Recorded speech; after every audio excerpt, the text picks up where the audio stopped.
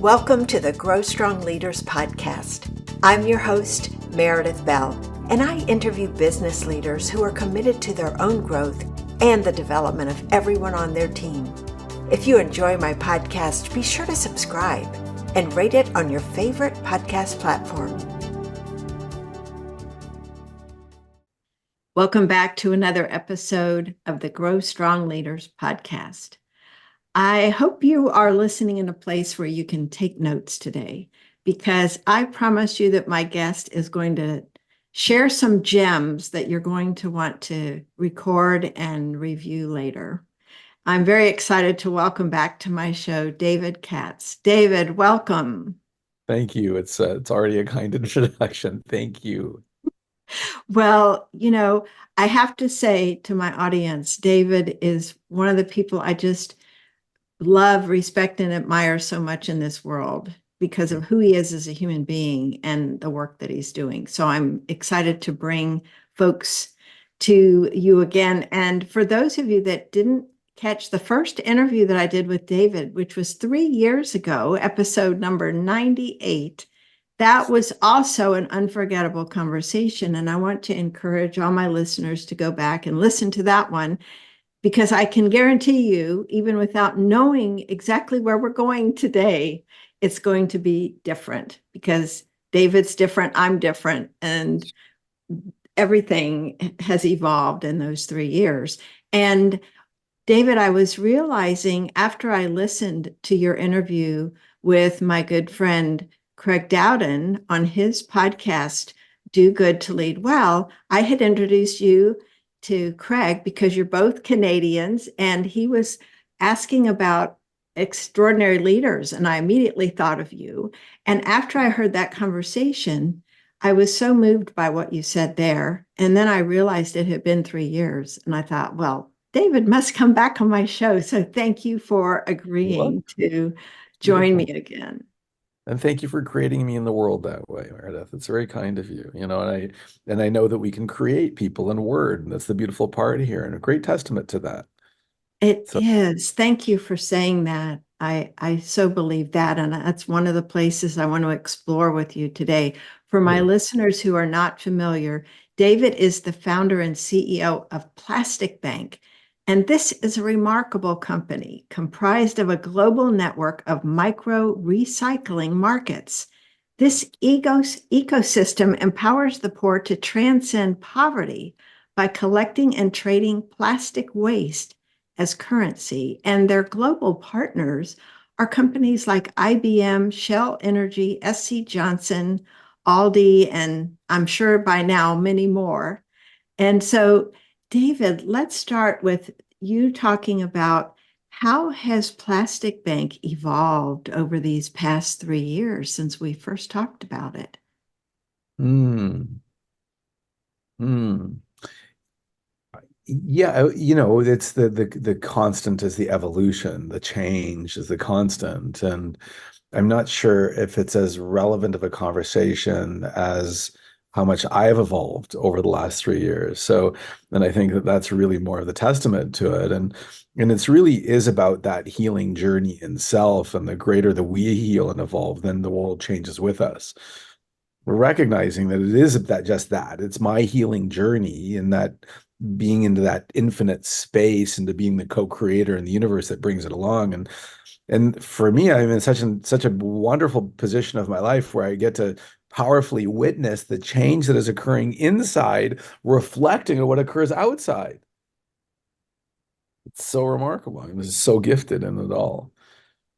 We continue to grow. We affect hundreds of thousands of people. We bring banking to the world's emerging using plastic as a currency. Wherever there is need, we have the opportunity to continue to build recycling communities that transact the material beneath the feet of the poor as money, so that the world can look at it and say, look, there lies gold and diamonds. Not there's garbage, gold and diamonds. So what would it be like if in the world's most dirty locations that are overrun as well by poverty, people can look and go, gold and diamonds beneath our feet? And how might I powerfully transfer that into the values of the being of the people collecting? See, it's not so much to give thing, it's to give new thinking. Mhm. And when you have new thinking that the material itself is gold and diamonds, and then inside of yourself elicits that new way of being as well. That we recognize that each and every one of us is a field of gold and diamonds. So I love that. The ripple effect of your own evolution and what impact that is having on everyone inside your company and everyone that's In the world. impacted In around the the world. world. How many locations are you in now?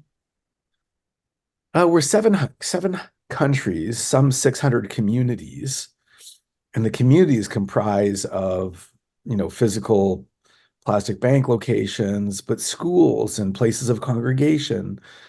And schools is really the exponential modality for us, where we can work with a school, create the school as a plastic bank branch location.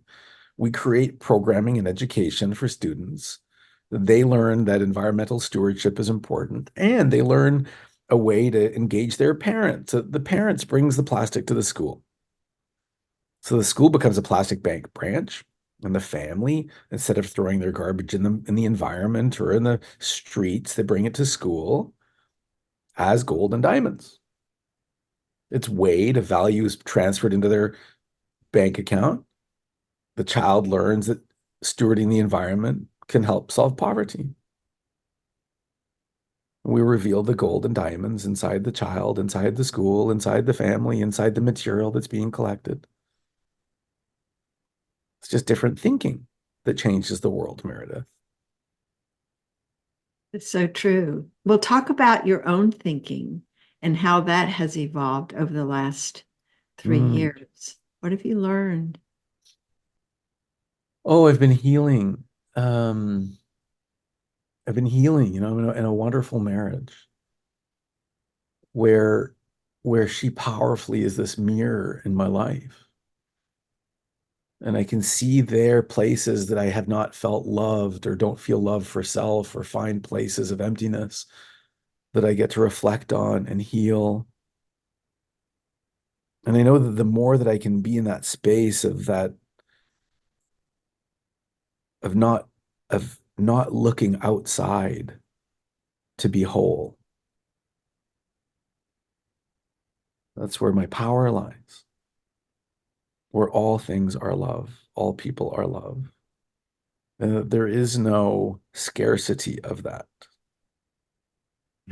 When I live in the thinking and the being, that it proliferates all things. And in that sense of abundance, more is available. More thinking arises, more being arises. It is a proliferation of abundance thinking. And when we ourselves do not feel whole enough to be loved, worthy of being loved, that's a scarcity mindset. So it's an abundance mindset that we bring forward. And I'll express that plastic bank, again, is just an expression of the thinking. It's the thinking that I'm more concerned about bringing to life than plastic bank itself. What are the core aspects of thinking that you want to bring to life in others that you've been discovering for yourself? I think powerful, the most powerful thinking that is, and this is everything that I can communicate today may seem esoteric coming from a place where you do not understand or live in the place of the abundance, but in that journey, and in one of my stories that I proudly tell today, is that of losing a daughter, losing a child, 5 years ago at 17, unexpectedly passing. And it's so easy for people to get so caught up in the preconceived notion that event has to come with a um, imprisonment, or in fact, it's a moment of freedom when we look at it that way.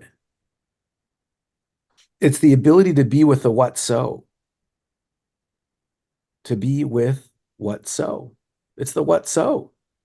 It's the what's occurred. It's the knowing that you cannot change the what so.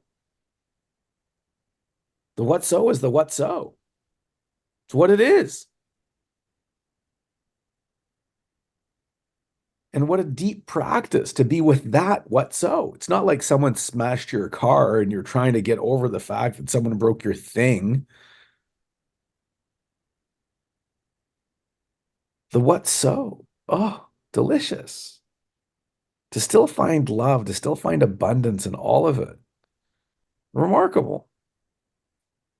I like to share this story, and that I encounter parents that have lost and still believe themselves and attached to that new identity that they, in fact, were imposed with, believing that they don't have a right to be happy again. Mm. Crazy. I understand where it occurs, but it's not the what so. The only part of the what so is that that person, that child is not there anymore physically. That's the only what so. The rest of it is just made up. So what do you mean by what so? Um, Someone ran into your car. That is the what so. See, there's the event, and then there's the story you make up about the event. Mm.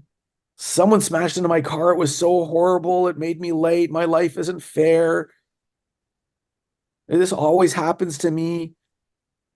I don't know what I do to have this occur all the time. Didn't they see me?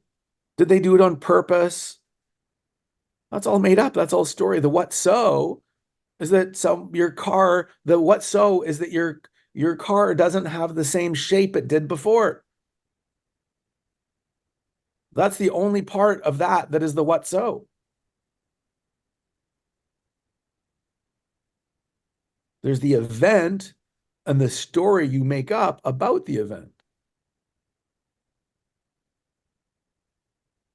And so for someone who may be caught up in the story, which is such a natural thing for us to do as human beings, Yeah. talk about the transition that you went through. It may have been fairly quickly after your daughter died, and of course, the grieving that you Yeah. went through. And you mentioned it as a form of freedom that may be surprising to people listening. How can the loss of a child be a form of freedom?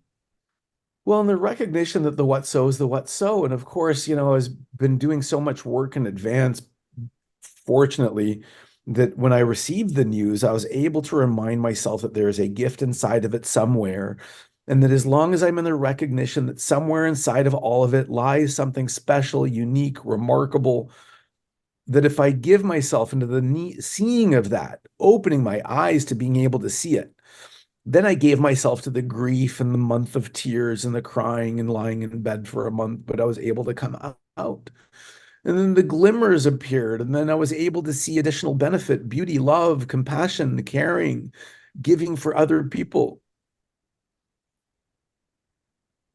and the ability to come through more quickly, which ultimately resulted in my ability to see all things as being gifts. So a freedom from the self-imposed diminishing stories that our mind and our ego so quickly make up. And It gave me an even greater life of freedom ahead. yes, what you've just said is so profound and important because it speaks to the suffering that we go Uh-huh. through Uh-huh. unnecessarily. Unnecessary. Crazy, the suffering, and people will live the rest of their lives in suffering. And I know another piece of your history is you didn't have an easy childhood either.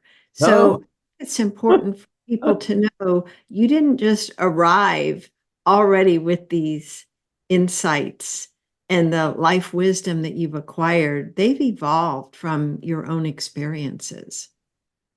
As we all have. Yes. And so you can look at them as afflictions, or as you could look at them as instructions. Well, most live in the space that it has meaning. It's the conversation that, and I take this from some beautiful training in my life, that life is empty and meaningless. And it's empty and meaningless, and it's empty and meaningless. And this comes from a training from Landmark, which is a beautiful conversation that life is empty and meaningless. And so many people will argue that. No, it has this, it has that. Well, no, it's the event, it's the what so. It didn't come with meaning. You place the meaning. Life itself does not come with meaning.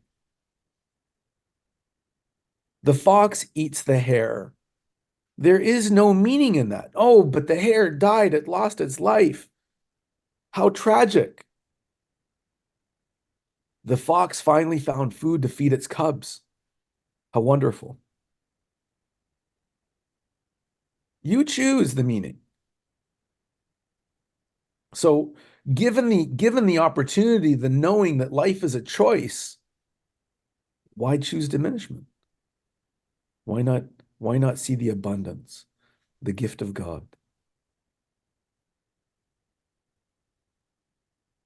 It's a learned perspective. Practice. It's a practice, It yeah. requires continuous practice. And my guess is you're still working on it. Yeah, not so I catch myself sometime, but not as much anymore. Now it's just really beautiful. Now, like okay, whatever. It's whatever. Sometimes it'll come as a bit of a shock. Like, hold on a second, I was expecting that. Let me, oh no. But then it's like, okay, let me look. I just resign myself to it and go, okay, where's the beauty here? And certainly having a powerful partner in my life that is trained the same way or living the same way, it has us go, oh, okay, beautiful. What's here? What's gift here? What's great here? And of course, that happens in the business. The loss of a customer, something occurs. It's like, well, let's recreate this. What was this? I had some news yesterday with one of my country managers in Egypt, and we had this conversation. He was like, "Oh, that's bad news," and I'm like, "It's not bad news. It's just news. What are you choosing it to be bad for? It's just news. It's just news." You see, that's the thing. When it's just news and you know that you can choose, you can lean forward powerfully and enjoy the. So I have a metaphor of of my experience having lost, um, and I equate it to going to an amusement park, a roller coaster park, and many are terrified of roller coasters, and you get the fastest, most spinny, vomit-inducing roller coasters, and it's a giant park, and you pay a all-inclusive, all-you-can-ride fee to get in the park. And you go to the park, and you go to the gate, and you pay the fee in advance, and there are no refunds. And you walk through the gate. What's left to do, Merida? Enjoy the rides. Ride the ride. Buy the ticket, ride the ride. That's all that's left to do. That's life.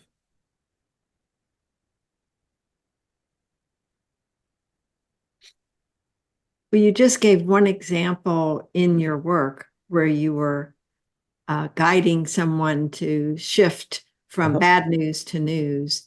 I'm curious, since our podcast is Grow Strong Leaders, you are the leader, the top leader, if you will, of your company.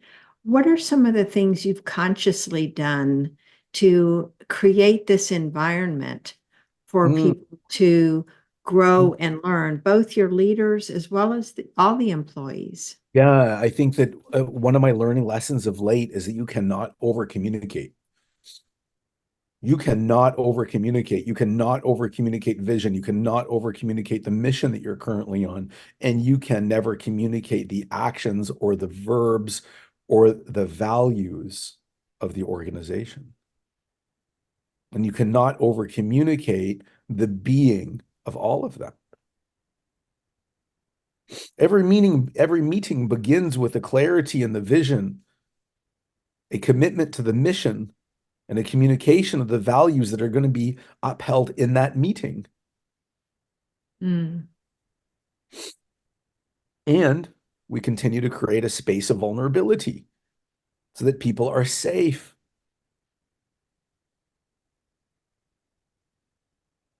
You want to build strong leaders? Build people with a voice.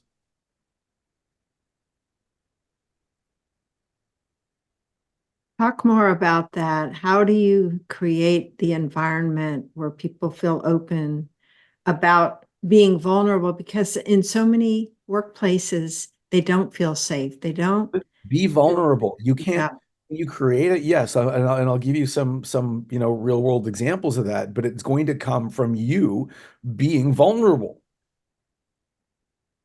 It comes from you being able to receive other people's criticisms in a crowd.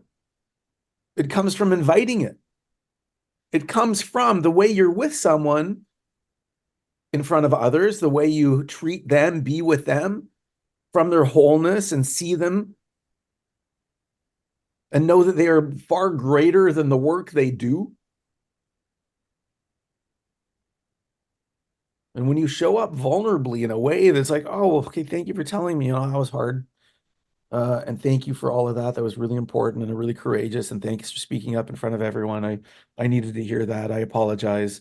You're right. I didn't face that right. Thank you. It was a learning for me. Thank you. And I think that it begins with your very essence of that space of being the person who's vulnerable, the one that's open to hear, the one that doesn't condemn those who have voice or speak up, but celebrates and encourages it. And in the real world as well, in the company, we always have thought-provoking questions. We always have conversation starters. We always have ways that we get to know each other. Oh, absolutely. And it may be, just in the reference to this, like what's one thing that you are fearing in your life today outside of the business? Just to be with them in their humanity. Yes, I still have fears. I still have things that I don't want to occur. Or something that you have trepidation over? Or what is it that you think your family is concerned about? Or what is it you're hopeful for? Tell me when the last time was you felt loved. Tell me the last time you didn't feel loved, and on and on. To create that space of safety. And it Mhm. creates a commonality where I see the human in you. I see the human in me in the human that is you. People feel that too. When They you feel are asking these questions, they feel that realness, that genuineness, that it. love that's The love. emanating from you in those questions that you ask. And we create a space where they can emanate love themselves. Again, it's the being. And for me, it's more about that. And the more that we create that in the organization, more as love is felt in our communities and our collectors. I mean, we have profound stories of that. It's remarkable. Like I I like talking about this couple. They're in Bali, and we've been doing these like little moments of joy videos where we kind of surprise some of our collectors. And we had one that a husband and wife, a little bit older, they've already collected. I think they're probably close to about 1 million bottles collected already. 1 million, two people, um, and by hand. And they'd been doing that with the scooter, but the scooter kept breaking down, and they would have to walk. And we noticed that their volumes had declined, and we're like, okay, what's going on? And like, oh, okay. And they didn't have the money to fix a bike. So we bought them a new scooter. It was a new used scooter. It wasn't expensive. But we came and it was pretty. It was a pretty scooter. And oh my goodness, like oh my God. Um, you know, there's something about seeing people And and it was other than it being just a comprehensively remarkable experience for myself and for Taylor, the story progresses to when we went back to visit, which was about a month ago, I guess, or so. And we went back to visit just to say hi. And there's the scooter um, covered under a part of the tin roof that they have. They don't really use it because it's so coveted. It's so important for them that for them it's a special occasion bike. And and she began crying when she saw us, in that she said that no one has ever seen them before. People just thought that they were like trash collectors, and that with Mm. us they felt like they were people. So grateful. Mm. And somehow, I'm not sure from where, but I guess from Instagram or something, they found a picture of Taylor and I that they had printed and put on the wall of their living room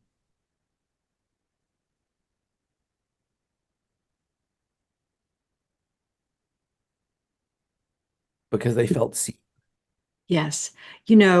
That phrase alone, David, is worth delving into because so many people have never felt seen.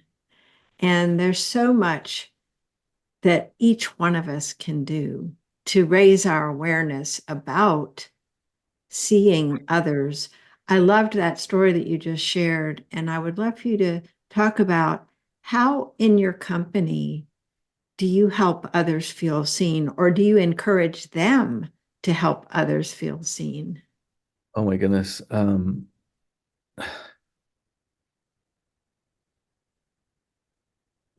I came across a methodology for motivating children. And I'll paraphrase here, but it talked about these three modalities. One is to acknowledge the outcome of the work, to see the child and say, "Oh, look, the project is remarkable, fantastic." The modality that had like 100x impact above it was to say and comment on the quality of the work they did. "Oh, you work so hard. I acknowledge how hard you worked." What had like 1,000-fold factor of encouragement above it was to simply look the child in the eyes and give them a high five, to acknowledge the soul of the child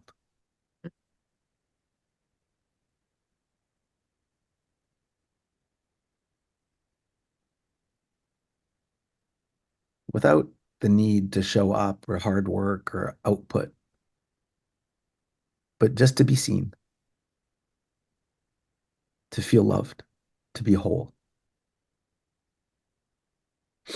So in the company, we've got this beautiful thing about high five. And I can just look at someone, even remotely, and just go, "Mm,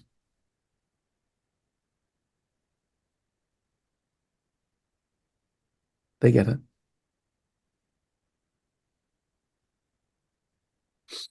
Yeah. And in fact, we've transitioned the identity of the organization. And and ultimately the new logo, this will overly simplify it, but the logo of the organization to be released soon is a high five. I love it. Just that hand, that human to human connection to gather together, to gather. Mm. It's not, there's no gender, there's no race or religion in that beautiful symbol of hand, the stewardship over the environment of each other, to lift each other, to acknowledge each other, recognizing that the only thing that can ever, will ever, could ever change the condition that we all live in is the collective. It's us,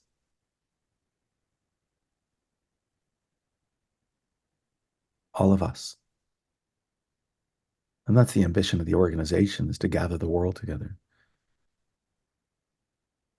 of that. Yeah. And of course, it starts with each one of us. And I know another topic that's related to this and is near and dear to your heart is this whole idea of being more compassionate with ourselves. And I would love for you to speak about that because I know that's been part of your own healing journey and it's one for all of us when we think about how can we become beings who have that same perspective of this collective. We have to do that self-healing first in our own journeys. Yeah, I don't know if it's as much healing as it is about not living in the eyes of others. I came to learn recently that one of the a predominant cause of suicide is humiliation. Humiliation. Hmm. Story. The what so is you're dropped your pants somewhere. The what so is your naked butt was there, but someone made up a story that they can't move past. They think they're so humiliated they'll never be viewed again as being whole. What a tragedy.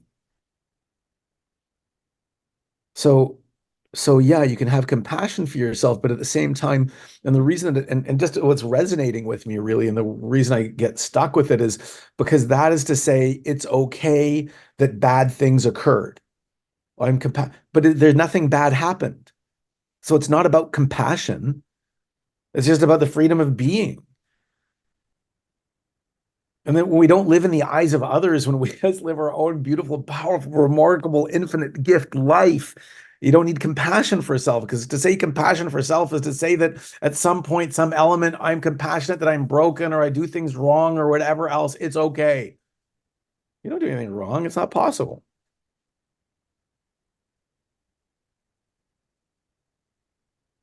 You're not wrong.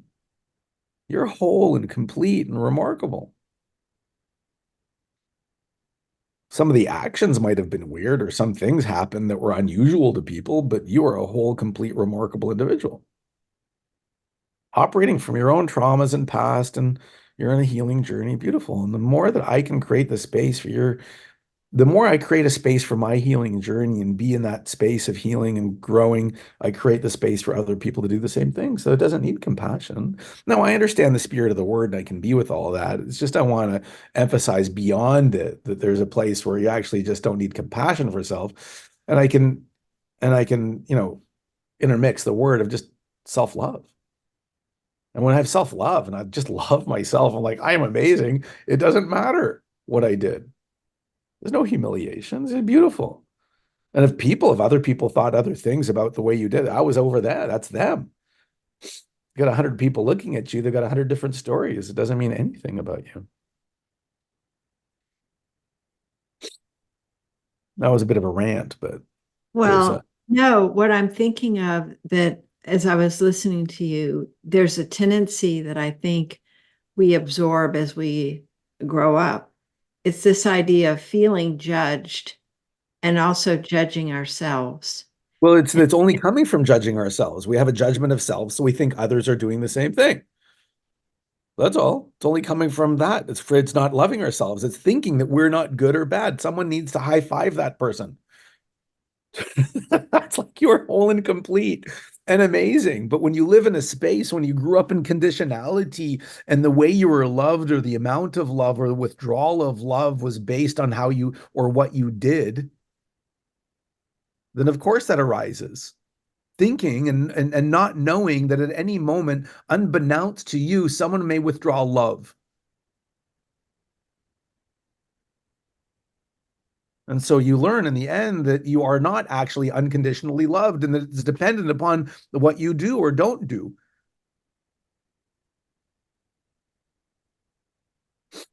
And that's what occurs when we use love as a tool or as a weapon. Mhm. And the only thing we can do is to find the love of ourselves. And that can be a hard journey, I Oh, think, for that's hard. That's a big journey. Oh my God. grown up in an abusive home where they were constantly judged, criticized, never affirmed for who they are, never received a high five. Yes. And so creating that can be more challenging for someone from that environment than one that was loving and accepting. Yes. Yes, it is. Yes, it is. And that person may even have a greater capacity to love unconditionally others as a result of never having received it themselves, to Mhm. understand how valuable and important it is. So perhaps that as well arrived as an instruction, not an obstruction. Mhm. I think that's such an important point when we look back at these experiences from our lives, and if we see them through the lens of instruction Right. versus a negative story that continues to haunt us and doesn't serve us moving forward. I love that framing of instruction because Yes. it's always, what can I learn from this? Or I what learned gift from it. that, That's the thing. That's the thing. See, it's the abundant mindset, Meredith. yeah. And the Mm, abundance of it, when I look at it, I go, oh, what's here for me? This is abundant, remarkable gift. Where's the instruction here? Cool. And no one's saying that this is an easy journey.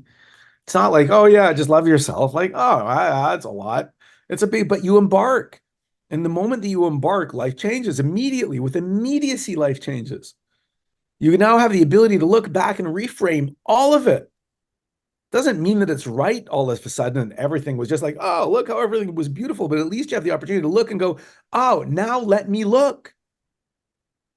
Let me choose newly again with everything that occurs in my life.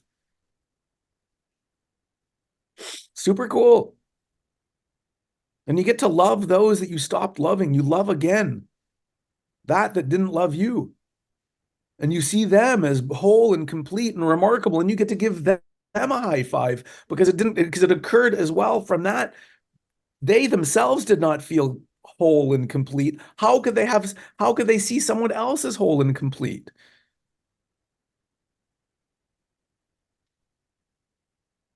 And what's available today is in that space, in that healing, you can help others heal. And the ones who punished you are the ones who need to be loved first. mm, And often it's our parents. Often it's the people who are closest to us. mhm. Yeah. And there's so many emotions often tied in with those early relationships Yep. that that's a process in itself. This That is whole, what I believe. It's a giant process. And I believe that when we look at the commandments to honor the mother and father, I believe that this is what this is to see them as whole and complete and to have that as an instruction in our own healing and to recognize that that generation is a space that you also come from, that is the healing that's required. This is why it's a commandment. and thinking of that and then bringing it back to the workplace, everyone who comes into your organization Uh-huh. has had their own unique Uh-huh. journey. But Uh-huh. I'm just imagining what a difference it is when you and others see each individual as whole and complete, as opposed to a certain personality or, certain issues or other things. Because it's so easy to form these judgments and attitudes around people based on their behavior instead of seeing them as you are advocating as whole and complete already. Right. Of course, they're already whole and complete. They don't know it yet. They live in a space that they don't realize they are. Now, at the same time, because the spirit of this and the truth of the matter is, that doesn't mean I just hire anyone, because we are looking for people on a journey, looking for people who are already trying to heal or in the space of it or in that awareness or have the recognition that there's a space at least of awareness or awakening for sure. That also may have a skill set that are looking to be creators in the universe for sure. So it's one thing to hire someone and just love them as everyone is whole and complete. But if you're not looking to heal or don't know there's an ability and you want to continue to be right that you're broken, that doesn't work either. So it does take an awareness takes an awakening as well. So to hire those who are awakening is much more powerful. I'm curious because I was thinking about who you bring on board and what are some of the things you look for in an interview situation or a conversation with a potential hire that gives you clues about their willingness to learn and grow versus, as you said, some who really are broken and want to be right in that brokenness. Well, Meredith, tell me about the books in your self-development library. Got plenty I know behind you. me and beside me. Okay, that's a great question. You see, you're looking, Meredith. You always have been. Mhm. See, the follow-up question to that would be, tell me about what you learned, and more importantly, what did you implement from a book that you've read? Mhm. So I think that's pretty easy, right? Definitely. How have you changed in the last year? When you look back at yourself last year, what part of you do you love the most? Or what part of you do you have the most compassion for who you were last year that you see yourself differently today?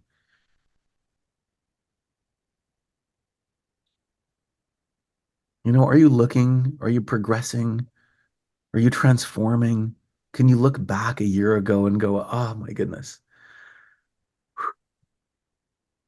yeah, I can see who I was and I see who I am today and I can see how I'm growing. And I have love and compassion for who that was, even more today than ever. I mean, I could go on and on. Those are some wonderful examples, though, that really make it pretty clear pretty Yeah, quickly right. where someone, I, but if they even understand the questions. if they, that's exactly. And how many have I been like, tell me about the books your personal development? Like, I'd be like, what books? Like, what do you mean? Like, what do you mean? What do I mean? Thank you very much. Right? Like, oh, I read novels, like that's really beautiful, but that's not it. Or you're not, if you're not curious. Or but I've learned in that as well, though, that I could have a deeper level of because I think if they're learning and I'm seeing like, and then I might get to ask, like, well, what else are you learning today? And they're like, oh yeah, no, I've really given myself like, I joined a choir, I started competitive sports. I am learning how to like whatever. And I'm like, oh yeah, I'm learning things all the time. Oh, okay, great. Let's talk about that. You're hungry for knowledge? Good. Because some people just haven't been awakened to or looking for or realize that's a realm as well, but they are hungry and looking. Mhm. So it's the Mhm. hungry looking part that's the important part. The what? Hungry and looking. Yes, I like that. Yeah. Well, and thinking about the ways that you mentioned earlier to create safety and being vulnerable, some of the questions that you were, sharing that you bring up to people to get them, Uh-huh. open up and talking to you, to me are along those same lines. It's an invitation and Uh-huh. it's demonstrating this curiosity and not judging Uh-huh. of in other words being willing to learn and grow from what someone else is sharing with you, And don't forget that all you ever see and ever can see in someone else is what already exists inside of you. which is why the self-love is so important. There It's we hard have. to give love to others if we haven't given it to. There we go.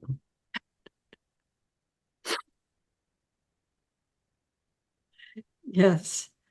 And isn't that what leadership ultimately is? And that change, and in my perspective, of course, to help influence society to create a different trajectory for humanity, isn't it more about creating creators who are creating the world, recognizing that it's not one man's job, but to create a different way of thinking?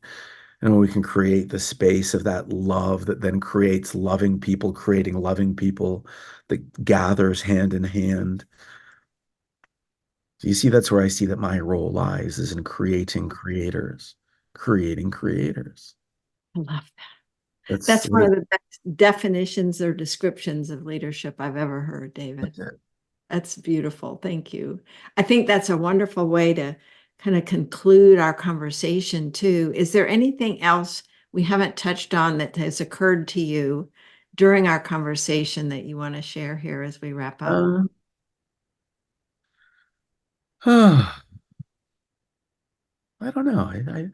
We covered so much. I could talk forever, but I like the way we finished. I give additional emphasis to it, and that when we come from nothing, when you don't come from the morality of good or bad, when you come from the infinite space of nothingness and the recognition that the only place that everything can exist is in the nothingness, and the everything is the unfolding, ever-present love that connects us all. When we come to the nothingness, where everything is available, and you create newly in other people that they didn't see themselves, and you create them as a creator that has the ability to come from nothing to create other creators.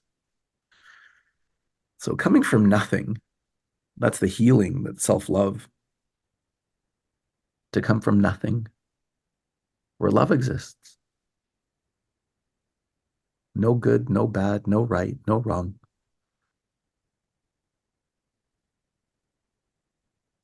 That feels so freeing just hearing Mm. you say those words.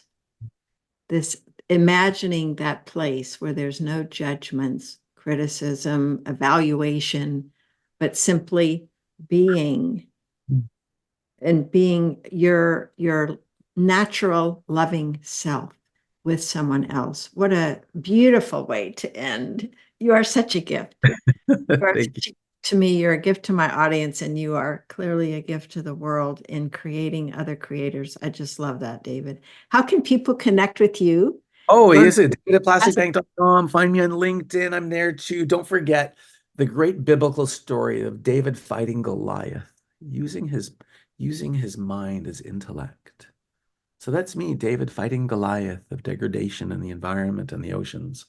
So I'm easy to find, and join us, and join together with us, and visit us and be with us, and put your hand up to say that you are one of the people that is standing for a world that works.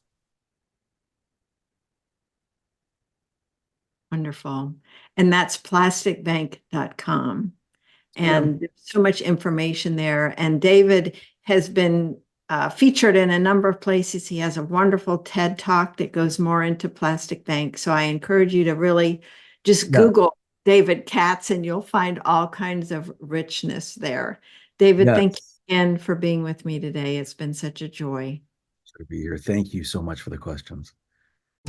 Thanks for tuning into my podcast. Now head over to growstrongleaders.com and check out our 2 books, Connect with Your Team and Peer Coaching Made Simple. While you're there, download the free facilitator guide to find out how to implement our unique peer coaching system. Until next time, I'm Meredith Bell.